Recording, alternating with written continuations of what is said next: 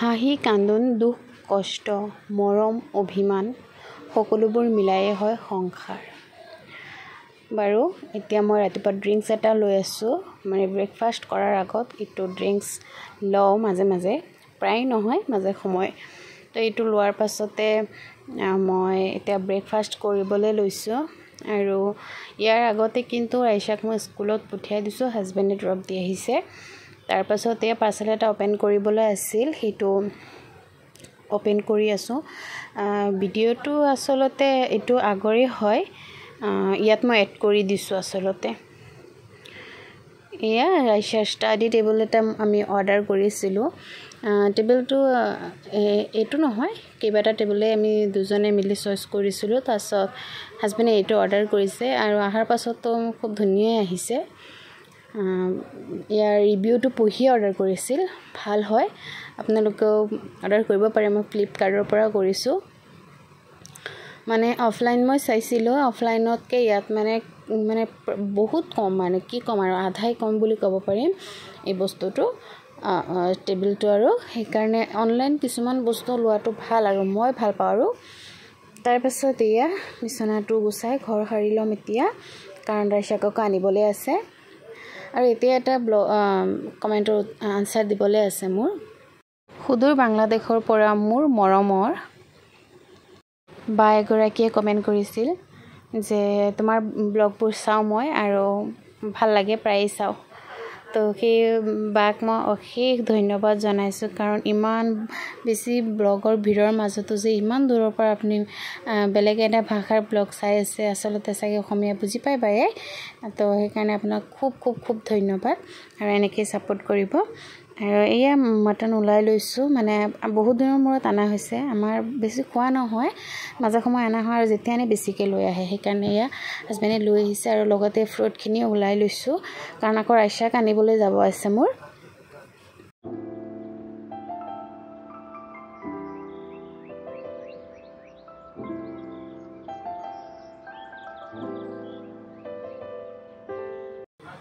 আৰু এয়া তাইক লৈ আহি মই এতিয়া অলপ তাইক টাইম দিম, আৰু এইটো মামা আৰু ৰাইচাৰ টাইম হয়। কাৰণ মই ভাবোঁ প্ৰত্যেকটো পেৰেণ্টছৰে এইটো কৰাৰ দৰকাৰ। আৰু তাই অহাৰ আগে আগে মই যিখিনি পাৰোঁ মোৰ 100% দি মোৰ গোটেইখিনি কাম মই আগুৱাই থওঁ, মানে যিখিনিলৈকে পাৰোঁ। আৰু তাৰপাছত তাই অহাৰ পাছত মই অলপখিনি সময় তাইৰ লগত পাৰ কৰোঁ, কাৰণ এইটোৱে আচলতে দৰকাৰ। আৰু কিয়নো এই সময়খিনি যে গুচি গৈ আছে, এই সময়খিনি আমি কিন্তু পিছলৈ ঘূৰাই নাপাওঁ। কাম বন এনেকুৱা মানুহ নাই যাৰ কাম বন নাই, গোটেই জীৱনে পৰি থাকে, কিন্তু এই সময়খিনি আৰু ঘূৰাই নাপাওঁ। সেইকাৰণে সৰু বেবীৰ লগত টাইমটো আমি ভালকৈ স্পেণ্ড কৰিব লাগে। আৰু এয়া ৰাইচা হাতত আঁকি খুব ভাল পায়, তাই মোকো আঁকি দিয়ে, আকৌ তাইক আঁকি দিবলৈ কয়। আচলতে ল'ৰা ছোৱালী কিন্তু খেলনা পুতলা এইবোৰতকৈ এনেকুৱা টাইপ বস্তু খেলি মানে নাজানো বেলেগ বেবীটো, কিন্তু মোৰ বেবী এনেকুৱা খেলবোৰ খেলি ভাল পায়। সেইকাৰণে ময়ো তাইৰ লগত অলপ মানে খেলোঁ আৰু মাজে সময়ে। তাই মোৰ হাতত অলপ ফুল চুল আঁকি দিছে, আকৌ এতিয়া কৈ আছে তাইক আঁকি দিবলৈ। এইখিনি কৰি দিলে তাই মানে খুবেই ভাল পায়। আৰু বাৰু এতিয়া এইখিনি কৰাৰ পাছত আকৌ তাই মোক কৈছে যে আমি নিচিনা খোপা বান্ধিম। তাৰপিছত এয়া তাইক খোপা বান্ধিও দিলোঁ।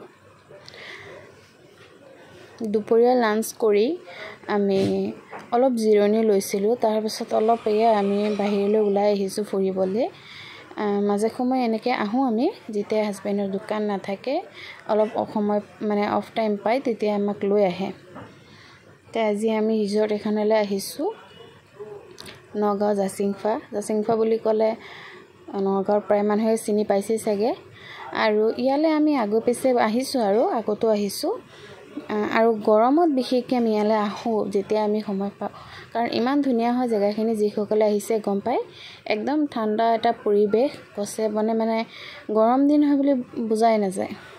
তো দূৰ দূৰণিলৈকে চাই আছোঁ, আৰু খুব ধুনীয়া এটা পৰিৱেশ। আৰু ইয়াতে ব'টিং কৰিম বুলি আহিছিলোঁ, কিন্তু দুৰ্ভাগ্যজনকভাৱে ইয়াৰ যিটো মানে বিল হয় সেইটো চাফা কৰাই আছে। এতিয়া আমাক মানে নোৱাৰিলোঁ আৰু উঠিবলৈ। তাৰপিছত ইয়াতে অলপ ভিতৰলৈ আহিলোঁ,